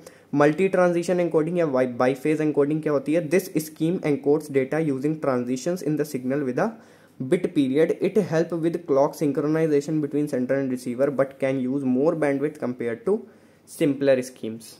ओके, सो ये स्कीम क्या करती है, ये बेसिकली जो हमारा डेटा है, ठीक है, जो डेटा हमको सिग्नल के थ्रू ट्रांसमिट करना है, या सिग्नल ट्रांजिशंस जो भी हो रहे हैं, ठीक है, वो एक particular bit period of time मिलता है, उसी के अंदर क्या करती है, इसको एनकोड कर देती है सिग्नल के अंदर, ताकि वो प्रॉपरली ट्रांसमिट हो सके। It helps with the clock synchronisation between sender and receiver. ये क्लॉक सिंक्रोनाइजेशन बनाता है, मतलब कि सेंडर और रिसीवर में एक प्रॉपर टाइम फिक्स करता है कि हाँ अभी यहाँ से डेटा निकला और अभी वहाँ पे डेटा पहुँच गया, but can use more bandwidth compare to simpler schemes. बाकी स्कीम्स के कंपैरिजन में बहुत ज़्यादा बैंडविड्थ यूटिलाइज करता है, जिस वजह से इसका यूज़ काफ़ी कम होता है, ठीक है। सो अभी आगे बढ़ते हैं, ये टॉपिक खत्म हो गया, आई होप क्लियर हो गया होगा, ठीक है। और बाकी 5 से 10 नंबर के अंदर आता है, तो आप इतना लिख दो, सफिशियंट है, ठीक है। सो सेकेंड लास्ट टॉपिक है हमारा transmission impairments and switching techniques. Transmission impairments, नाम खतरनाक है बट काम बहुत आसान है। क्या है, signal travels through transmission media which are not perfect. Signal जो है वो ट्रांसमिशन मीडियाज के थ्रू जाता है, जो कि आइडियल नहीं होते, सीधी सी बात है, उसके अंदर कुछ ना कुछ प्रॉब्लम्स होती हैं, ठीक है। These imperfections causes signal impairment, that is signal sent at beginning is not same as signal received at the end. मतलब कि सिग्नल इम्पेयरमेंट का सिंपल सा ये मतलब है कि जो डेटा हमारा सेंडर भेज रहा है वो डेटा रिसीवर को एग्जैक्टली सेम फॉर्म में नहीं मिलता, ठीक है। तो क्यों नहीं मिलता, क्योंकि कुछ आप कह सकते हो मीडिया में कुछ ऐसे इश्यूज हैं जिस वजह से वो डेटा हमारा थोड़ा बहुत डिमिनिश हो जाता है, चेंज हो जाता है, या फिर एरर्स आ जाती हैं उसमें, ठीक है। तो ऐसा क्यों होता है, उसके 3 मेन कारण हैं। The 3 main causes of impairments are attenuation, distortion and noise. तो अभी ये तीनों चीजें देखेंगे भाई। एटीन्यूएशन क्या होता है, when a signal travels through a medium some of the electrical energy in the signal is converted into heat to compensate for this loss amplifiers are used to amplify the signals. अब जब भी हमारा signal जो है वो तार के अंदर ट्रेवल करता है, ठीक है, किसी भी मीडिया के थ्रू ट्रेवल करता है, तो उसकी कुछ इलेक्ट्रिकल एनर्जी हीट में कन्वर्ट हो जाती है, ठीक है। और उस हीट में कन्वर्ट होने की वजह से डेटा में कुछ ना कुछ एरर्स प्रोड्यूस हो जाती हैं, और इसको कंपनसेट करने के लिए, यानी कि इसको ओवरकम करने के लिए ही हम एम्पलीफायर्स का यूज करते हैं, ठीक है। तो बेसिकली जैसे कि आप डायग्राम के थ्रू देख पा रहे हो, ये हमारी ओरिजिनल थी वेव, ठीक है, जो वेव वहां से सिग्नल प्रोड्यूस हुआ, ओरिजिनल सिग्नल। एटीन्यूएटेड मतलब कि डिमिनिश हो गया धीरे धीरे डेटा हमारा, देखो छोटा हो गया ना ये। अब मैं एकदम एग्जैक्ट डायग्राम नहीं बना पाया हूँ, बट मैंने कोशिश की है। ये ओरिजिनल सिग्नल है हमारा, ये थोड़ा सा हीट लॉस के बाद डिमिनिश हो गया डेटा, और एम्पलीफायर का यूज़ करते ही एम्पलीफाई होकर वापस से बड़ा हो गया। अब ये फिर डिमिनिश भी होगा तो ओरिजिनल फॉर्म में ही पहुंचेगा रिसीवर के पास, ठीक है। तो एक ये तरीका था एटेन्यूएशन को रिप्रेजेंट करने का, आई होप समझ में आ गया होगा। इसके बाद डिस्टॉर्शन की बात करें, it refers to the change of the form of the shape of a signal and at receiver end in comparison with the shape phase of the signal at the sender send. मतलब कि यहाँ पे distortion का मतलब है जो phase होता है हमारे सिग्नल का वो बेसिकली रीशेप हो जाता है, यानी कि चेंज हो जाता है जब वो रिसीवर के पास पहुँचता है। मतलब कि किस तरीके से इसमें आपको समझ में आ रहा होगा डायग्राम में, ये हमारा सेंडर्स एंड है और ये हमारा रिसीवर एंड है, ठीक है। मतलब यहाँ पे सेंडर डेटा भेज रहा है, कौन सा सिग्नल, ये सिग्नल सेंड किया। अब ये सिग्नल्स में दो कंपोनेंट्स थे, एक ये कंपोनेंट था और एक ये कंपोनेंट था, ठीक है। दो अलग अलग कंपोनेंट्स को मिला के एक सिग्नल भेजा गया था। हुआ क्या, जो कंपोनेंट आउटर फेज में गया तो कंपोनेंट में तो चेंजेस नहीं आए, तो वो जो माइन्यूट चेंजेस थे वो ओवरऑल फेज में कन्वर्ट हुए, और देखो लास्ट वाली वेव थोड़ी सी टेढ़ी हो गई। तो ये चीज़ें क्या हो रही हैं, फेज में चेंजेस आ रहे हैं। तो यानी कि सिग्नल जो रिसीव्ड हुआ है वो एग्जैक्टली सेंटर सिग्नल के जैसा नहीं है। इस वजह से क्या हो रहा है, यहाँ पे एरर्स आ रही हैं, यानी कि इम्पेयरमेंट्स आ रहे हैं, ठीक है। तो ये डिस्टॉर्शन की वजह से ऐसा होता है। बाकी डायग्राम के थ्रू आप एग्जाम में एक्सप्लेन कर सकते हो और ज़्यादा। Noise, there are multiple unwanted signal arrived while data transmission, these signals are known as noise. बहुत सारे ऐसे सिग्नल्स होते हैं जिनकी ज़रूरत नहीं होती और वो सिग्नल्स हमारे आ जाते हैं सिग्नल ट्रांसमिशन के टाइम, तो उन सिग्नल्स को ही हम नॉइस की तरह कंसिडर करते हैं। बेसिकली 4 तरह के नॉइसेज होते हैं हमारे पास, thermal noise, induced noise, crosstalk noise और इम्पल्स नॉइस, ठीक है। अब जैसे कि हमारा ट्रांसमिटेड सिग्नल है ये, ठीक है, ट्रांसमिटेड सिग्नल गया और मीडियम के अंदर ये ट्रेवल कर रहा है अभी, ठीक है, मीडियम के अंदर ट्रेवल कर रहा है। अब ये जो ब्लैक कलर का आपको रॉड जैसा दिख रहा है ना, छोटा सा, ये क्या हॉरिजॉन्टल लाइन, ये लाइन क्या है, ये नॉइस है। अब ये नॉइस जैसे ही ऐड हुई आके इसमें, तो क्या हो गया, सिग्नल जो हमारा रिसीव्ड हुआ वो देखो यहाँ से स्ट्रेच हो गया है, ठीक है, यहाँ से उसने फेस चेंज कर लिया, फ्रीक्वेंसी चेंज कर ली। तो ये नॉइस का काम होता है कि ट्रांसमिटेड डेटा को ये इस तरीके से इम्पेयर कर देती है, इम्पेयरमेंट इसमें अप्लाई कर देती है, ठीक है। तो समझ में आ गया होगा एटेन्यूएशन, डिस्टॉर्शन और नॉइस क्या होती हैं। इसके बाद हम बात करेंगे स्विचिंग टेक्निक्स के बारे में। सो स्विचिंग टेक्निक्स क्या होती हैं, switching techniques are the methods used to move data packet from sender to receiver. They help in directing the data along the most efficient path within the network। मतलब कि switching techniques का काम क्या होता है, ये क्या करते हैं, डेटा पैकेट्स को सेंडर से रिसीवर तक मूव कराने का काम करते हैं, या फिर उनको एक एफिशिएंट पाथ प्रोवाइड करते हैं जिसके थ्रू वो नेटवर्क में ट्रेवल कर सकें, ठीक है। तो ये बेसिकली एक स्विच का डायग्राम है, यहाँ पे आप देख सकते हो, ए से ABCDH ये सारी हमारी क्या है, ABCDEFGH ये हमारी डिवाइसेस हैं, इनके बीच में डेटा ट्रांसमिट होगा। और ये जो छोटे छोटे आपको ब्लॉक दिख रहे हैं क्रॉस के साथ, ये हमारे स्विचेस हैं, first, second, third, fourth, fifth. Switches क्या कर रहे हैं, स्विचेस हमको डेटा को, जैसे ए से डेटा गया यहाँ स्विच के पास, स्विच ने क्या किया, स्विच को मान लो ए को डेटा भेजना है ई तक, ठीक है, ए को ई तक डेटा भेजना है, तो क्या करेगा, स्विच के पास जाएगा डेटा, स्विच चेक करेगा कि कौन सा पाथ सबसे एफिशिएंट है, ठीक है। तो स्विच जो पाथ एफिशिएंट है, जैसे कि यहाँ से भेजा इसने फिफ्थ पे, फिफ्थ से गया फोर्थ पे और फोर्थ से आ गया ई पे, तो सबसे एफिशिएंट पाथ देखेगा यहाँ से और फिर उसके अकॉर्डिंग डेटा को सेंड कर देगा, ठीक है। अब जैसे यहाँ पे गया फिफ्थ पे, अब फिफ्थ पे फिर से चेक होगा कि कौन सा पाथ सबसे एफिशिएंट है। अगर फिफ्थ पे सबसे एफिशिएंट और कोई पाथ है तो उधर के थ्रू चला जाएगा, अदरवाइज फिफ्थ से कहाँ जाएगा, फोर्थ पे और ई पे पहुंच जाएगा डेटा हमारा। तो इस तरीके से स्विचिंग काम करती है। First, second, third, fourth, fifth are switches connected with multiple links, जैसा कि मैं बता चुका हूँ। बाकी these are the devices connected to one switch, जो कि हर एक मतलब मिनिमम एक स्विच से कनेक्टेड होती हैं, ठीक है। टाइप्स ऑफ स्विचिंग कौन कौन सी हैं, 3 तरह की स्विचिंग है हमारे पास, सर्किट स्विचिंग, पैकेट स्विचिंग और message switching. Circuit switching simple है, पैकेट स्विचिंग के 2 टाइप्स हैं, डेटाग्राम और वर्चुअल सर्किट नेटवर्क, और मैसेज स्विचिंग भी सिंपल है, अभी आपको समझ में आ जाएगा। सर्किट स्विचिंग क्या होती है, basically a dedicated path is setup between sender and receiver before data transmission begins. एक डेडिकेटेड पाथ सेट होता है सेंडर और रिसीवर के बीच में, इससे पहले कि डेटा ट्रांसमिशन स्टार्ट हो। This path remains open for the entire duration to the communication, similar to a traditional phone call. जैसे कि पुराने जमाने में फोन कॉल्स होती थी, जब लैंडलाइन के थ्रू कॉल करी जाती थी, तो क्या होता था, स्विच क्या करता था, वो कनेक्ट करा देता था, ठीक है, कि मतलब मैंने कॉल किया तो मेरी कॉल सिर्फ वही पर्सन सुन सकता है जिसको मैंने कॉल किया, ठीक है, उसके अलावा कोई भी नहीं सुन सकता, ठीक है। तो वही चीज़ होता था, बाकी सारे कम्युनिकेशन ब्लॉक हो जाते थे। तो वो काम कौन करता था, सर्किट स्विचिंग करता था। तो वही चीज़ यहाँ पे डायग्राम पे, अब ये डायग्राम दिखने में खतरनाक सा लग रहा है, बट बहुत ईजी है, एक बार बना के ज़रूर देख लेना। ये क्वेश्चन एग्जाम में आ सकता है डेफिनेटली। मोस्ट इंपॉर्टेंट में 2 मैंने पहले बता रखे हैं, तीसरा ये है मोस्ट इंपॉर्टेंट क्वेश्चन, ठीक है। तो ए है, बी है, अब यहाँ से यहाँ जाएगा डेटा, यहाँ पे सबसे क्लोज पाथ इधर से भी जा सकता है और इधर से भी जा सकता है, दोनों में सेम 3 स्विचेस को ही क्रॉस करना पड़ेगा। तो उस केस में मैंने ये वाला पाथ चूज किया, आप चाहो तो ये पाथ भी चूज कर सकते हो, ठीक है। 3 phases of circuit switching, connection setup, data transfer और tear down phase. Connection setup में क्या होता है, creating a dedicated channel between the switches. 3 phases होते हैं सर्किट स्विचिंग के अंदर। सबसे पहला फेज क्या होता है, कनेक्शन सेटअप, जिसके अंदर क्या होता है, 2 चैनल हैं, चैनल ए और चैनल बी, तो इनके बीच में डेडिकेटेड पाथ बनेगा, ठीक है, कि यहाँ से वहाँ तक जाने का क्या पाथ है, ठीक है। फिर data transfer, after setting up the connection the data can be transferred efficiently. अब एक बार इन दोनों के बीच में पाथ बन गया, ठीक है, कि इस पाथ से जाना है, उसके बाद डेटा यहाँ से ट्रांसफर होना स्टार्ट हो जाता है। Tear down phase, one of the device needs to disconnect, signal is send to each switch to release resources. मतलब कि जैसे ही एक इन दोनों में से कोई एक डिवाइस ये बोलेगा कि हाँ ठीक है भाई मुझे डेटा रिसीव हो गया या मैंने डेटा सेंड कर लिया, तो क्या करेगा स्विच, क्या करेगा, जैसे यहाँ से डेटा सेंड हो चुका है तो ये स्विच क्या करेगा, सारी रिसोर्सेज को रिलीज कर देगा, यानी कि अब अगला डेटा आ सकता है किसी भी और दूसरे स्विच के थ्रू इस पर, ठीक है। जितनी देर ये ट्रांसफर हो रहा है उतनी देर और कोई स्विच इस पर रिक्वेस्ट नहीं कर सकता, ठीक है। तो ये चीज़ होती है। आगे बढ़ते हैं। इसके बाद आता है हमारा पैकेट स्विचिंग। पैकेट स्विचिंग क्या होता है, basically the data broken down into smaller packets without addressing information. Data को स्मॉल पैकेट्स में ब्रेक डाउन करना रहता है। These packets travel independently across the network taking most efficient route available at the movement. ये क्या करते हैं, ये इंडिपेंडेंटली मूव करते हैं नेटवर्क के अंदर, और उनके लिए उस जैसे किसी स्विच पे पहुंचे वो, वहां से जो उनको सबसे पास रास्ता दिखता है वो उधर चले जाते हैं अपनी मर्जी से, वहां पे किसी का कुछ लेना देना नहीं होता, वो अपने मन से ट्रेवल करते हैं, ठीक है।